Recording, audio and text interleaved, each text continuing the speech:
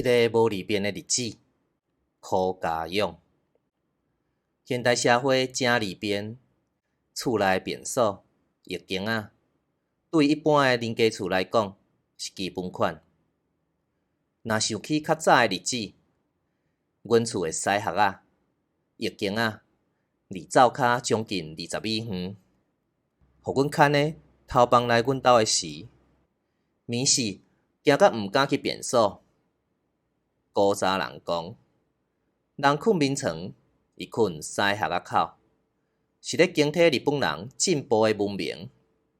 便所煞起踮房间内，真太高贵。即马即个太空时代，相信大家嘛都已经惯势困踮便所口啊。阮厝的西巷仔，到我做兵的时才囤起来。我也是从细汉跍西巷仔大汉的。闲时定定看见阮阿公咧养肥，举迄支尿盒仔养大肥，绑踮后壁的梯仔。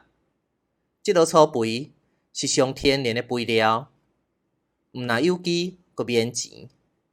古早时代听讲阁用咧骂人，所以演过阮鹿港时行一句话：鸡仔人上敢死，放屎换猪尾；庄骹人上推，退米换大肥。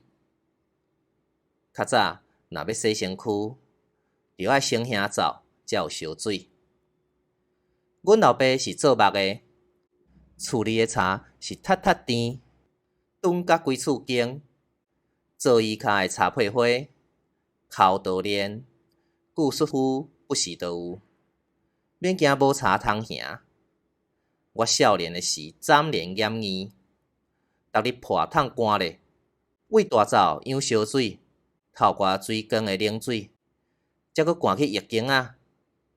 读高中的时，少年人当咧大，我足爱拍篮球的，望有一日会当高强大汉，嘛顺趁人咧锻炼体格，毋若逐日跳绳仔、举石链，便若寒水要去洗浴的时，阁会超工甲手骨伸互平，哪像咧掠水边的款来练身体。寒人冷风爽爽叫，正经大寒的时，壁角都有霜。暗暝要去洗身躯进前，先等2粒仔番薯入去灶空浮，片后身躯洗好通来澹伞，火眼举入去灶空，甲番薯踢出来，烧落的番薯香讲讲香。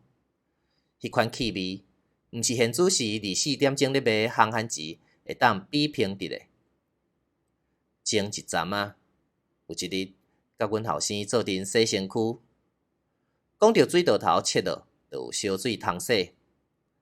无像因老爸自细汉兄走兄到师范出业，趁钱了后，才甲厝里安热水器。